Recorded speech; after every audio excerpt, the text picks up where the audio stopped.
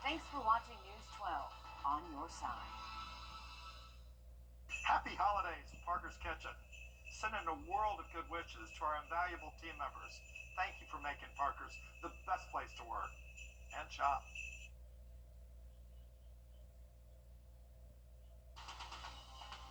Live from Augusta, you're watching News 12, first at 4. We were just feeling the getting back to the weekend. Yeah, definitely. I wanted to call it the juice. Right. It's almost there. I'm feeling it. We almost there. Yeah, man. Welcome in to First at 4. I'm Courtney Hicks, along with First Alert meteorologist Mikhail, Hannah Harding, and your department and Mother Nature trying to keep you a little busy, bro. Definitely. A little downtime this week. We'll say that. Yeah. It's nice outside right now. You can't see It's it. gorgeous day. It's a gorgeous day. If you're gonna do winter, this is the way. This is the way to do winter, just like this. Exactly. Yeah. Today's a nice day outside. We do see those bluebird skies. A good bit of traffic out there as well on portions of Riverwatch Parkway, also I-20 eastbound west. U.S. Senator John Ossoff says more Georgia veterans are eligible for VA health care under a law he helped to pass. Thanks to the PACT Act, the VA has expanded health care for thousands of veterans. The burden of proof has been lowered for veterans, and the VA should assume a service connection for their condition and provide benefits. One of the Colonial Pipeline's main lines is leaking gas, and that part of the pipeline runs through North Augusta. The leak is in Paulding County on Line 1, expected to be down through at least tomorrow. The Colonial Pipeline transports about 1.5 million barrels of gas a day. It's the United States' largest line for refined products. Israeli media and a CBS News reporter has been using social media to connect fire evacuees with the homes they left behind. Just want to show you and tell you I'm so sorry. It's gone. On TikTok, she's received hundreds of requests from evacuees to check on their homes. Some of her videos have been watched more than 6 million times as she keeps people updated on what is left.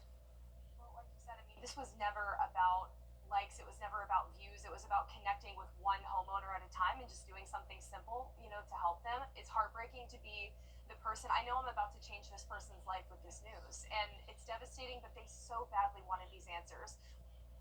That reporter's name is Ashley Sharp, and she goes on to say that she and her videographer have been checking on those homes and recorded those videos during some downtime as they continue to cover those wildfires.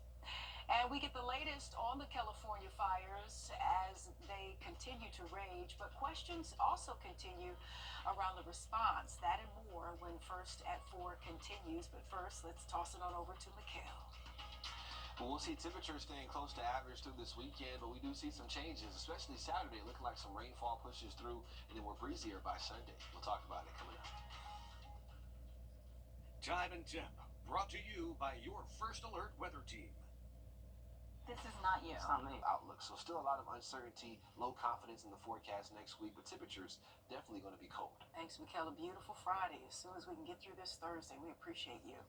To California now, where firefighters are getting a bit of a break from the high winds, but those dangerous conditions are forecasted to return next week, and officials are asking those displaced to be patient as they clear hazardous areas and search for possible victims. Danya Bacchus has the latest from Los Angeles County. Fire officials report little to no fire growth in the past 24 hours, with the exception of the Palisades fire.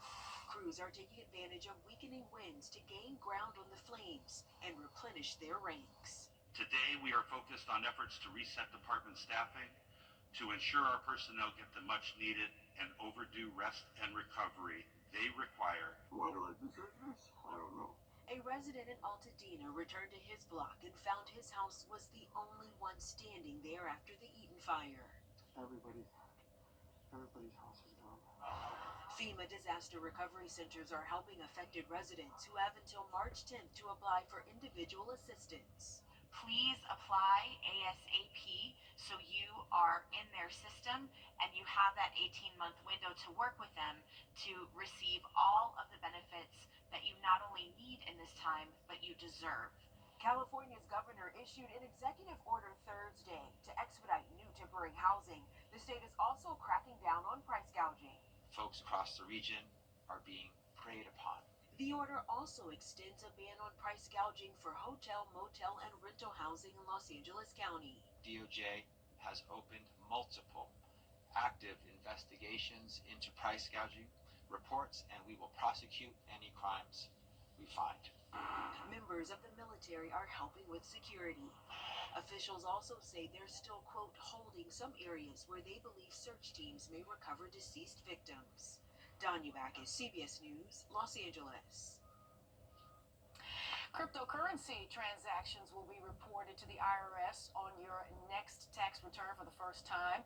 A new form, it's called a 1099-DA, will be sent to you and must be included on your 2025 income tax return that you will file next year. Now, if you did not include it, the IRS will notice because it will have the information on file to access your tax obligation.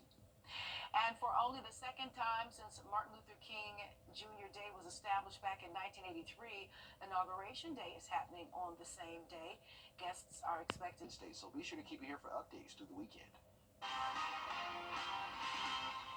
And breaking news first at 4, the Aiken County Coroner's Office says an Aiken man is dead after a motorcycle accident. That man is identified as 42-year-old Ramsey Gowdy Jr. The coroner says he died yesterday from injuries after a crash on January 2nd. Gowdy ran off the Piney Heights Road in Warrenville and crashed into a trash can and debris. And Blue Origin launched its new Glen Rocket from Florida for the first time. Chances and a look at next week's forecast coming up. Thank you, Mikhail. The 13th Street and Jones intersection remains a point of concern for drivers and the city of Augusta after construction work that started at the end of October.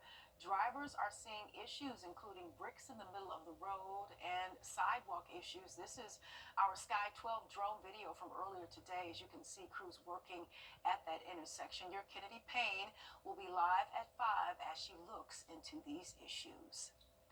And the Screven County Sheriff's Office says 2 young males are dead after their boat overturned while they were fishing. Heartbreaking story here, as officials say it happened in a pond off Poor Robin Road. 23-year-old Demetrius Boyd and 22-year-old Elijah Broadnecks were identified as the victims. A third person was in the boat and he was treated for his injuries. The coroner said the men did have permission to be on that pond. The Senate continues to cycle through confirmation hearings. And back here at home, after nearly 6 years in business in Augusta, Fields Botanical is closing their store and shutting down its website soon. The last date of business will be February 15th. As for why Fields Botanicals is closing, we caught up with the owner and got her thought process for shutting down. It's been a tough year for retail in general and businesses in general since the pandemic. It's taken several years, and some of us still have loans and still have recovery that we're doing. And retail is just really taking kind of a downturn in the last few years, and people are shopping more online. They're shopping more through larger corporations such as Amazon. So small retailers are really fighting to survive right now. Tinsley says she will still advocate for downtown businesses and remain involved in downtown Augusta and downtown Soul City. In a few hours, North Augusta leaders will hold a community engagement meeting to give updates on progress from Hurricane Helene cleanup. The mayor, city administrator, and other leaders will talk about debris pickup and give an update on city roads. The meeting is from 6 to 7:30 at the municipal building on Georgia Avenue. A new American Cancer Society report has some good news and some concerns as well for young people. We dig into the report in just a few minutes. Mikhail. Lots of sunshine for today. We're hitting temperatures in the mid to upper 50s, so it feels pretty good out there for winter standards. Very seasonal day. We'll talk more about your weekend outlook coming up. Look who it is. Mikhail, thank you so much. A new report from the American Cancer Society shows while cancer deaths continues to drop, there are significant concerns for increasing cases of certain cancers, especially among young women and younger adults. Michael George has the details. 3 years ago, Tiffany White was diagnosed with endometrial cancer, a type of uterine cancer. She was 28 years old. For years, I was actually misdiagnosed. So I would go to the doctor often and have these really chronic menstrual cycles. And no one could figure out what was wrong. She had 6 surgeries, radiation, and then suffered a stroke. When it was over, I'm menopause at 31.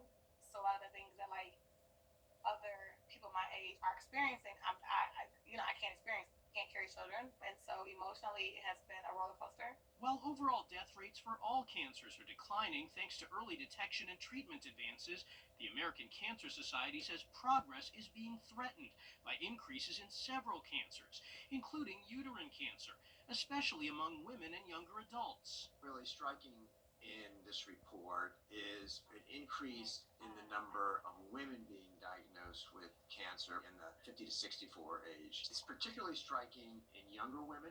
Rates in women under 50 are now 82% higher than men. The report also highlights death rates rising for oral cavity, pancreatic, and uterine cancers. Uterine cancer, it's a cancer with a very large disparity in outcomes between black and white Americans. It's a cancer because of the importance of estrogen driving it, that there are also links to obesity, but there are deep population-based studies that we can say that for sure. So like someone is not listening to you, go to someone else. If I had not gone to multiple doctors, I probably would be sitting here talking to you all day. Tiffany says she hopes sharing her story raises awareness and encourages others, especially black women, to advocate for themselves. Michael George, CBS News, New York.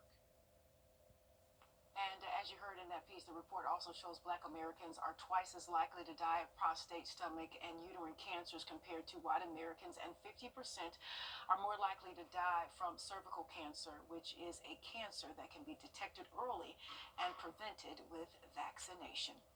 Moving on here, TSA's annual report of weapons seized at airports has been released with some interesting notes. So locally, officers at Augusta Regional Airport found 17 guns in 2024, the third highest in Georgia. In Georgia alone, TSA officers found just under 500 guns at Hartsfield-Jackson, led the country with 440 found, and nationally, 6,678 guns were confiscated. About 94% of those were actually loaded, but that is about 50% less guns than 2023. TSA screened more than 904 million people last year. Coming up, a pizza delivery driver goes the snowy extra mile and then goes viral.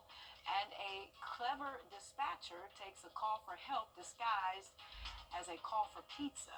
We'll explain it all in today's Take a Look at This. Stay close. You have law cracks? A pizza delivery driver is being hailed for going the extra mile to make sure that pizza was delivered, and you won't believe the tip he received. Jeremy Roth has the story in today's Take a Look at This. For generations, mail carriers have been lauded for getting the job done, come rain, come shine, come snow, come sleet. But what about our element-braving pizza delivery dudes? Don't they deserve some love? One intrepid Indiana pizza delivery driver is getting just that. You delivering a pizza, bro? After he was caught on camera walking half a mile through deep snow to deliver a pie to a customer on a closed road.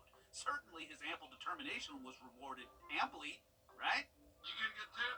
$2. $2? That's insane, am I right? Absolutely insane. Do better, folks. The police officer who captured the video spread the word on TikTok of driver Connor Stepanoff's odyssey and resulting lackluster tip. And it resulted in a GoFundMe effort that has since reached more than $7,000. Stepanoff, who works for Rockstar Pizza, has now earned Rockstar status for proving, no matter what, the show must go on. Speaking of heroes and pizza, a UK police dispatcher is being hailed as a hero for fielding a call for help disguised as a call for pizza delivery. Okay, do you require pizza delivery or do you require the police? If it's the police, say yes. Yes. Metro Police recreated the call using actors to show how the dispatcher cleverly disguised her questions to aid the concerned caller's ruse. If he threatens to hurt you, tell me pepperoni. Pepperoni. Metro Police authorities say officers responded and resolved the situation, and that dispatcher Pippa Harvey received a commendation for her quick thinking. It goes to show that officials with law enforcement agencies are well trained to deal with even the most unusual of circumstances.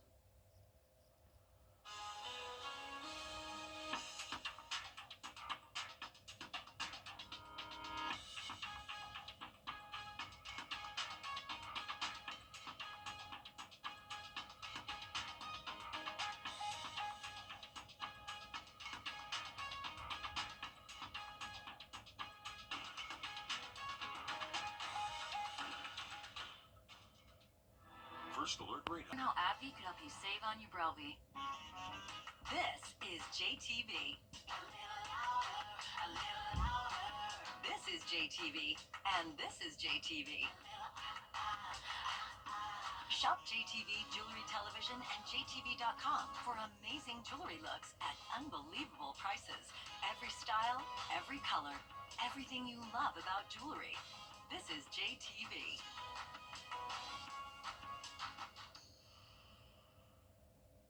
Watch this in just 10.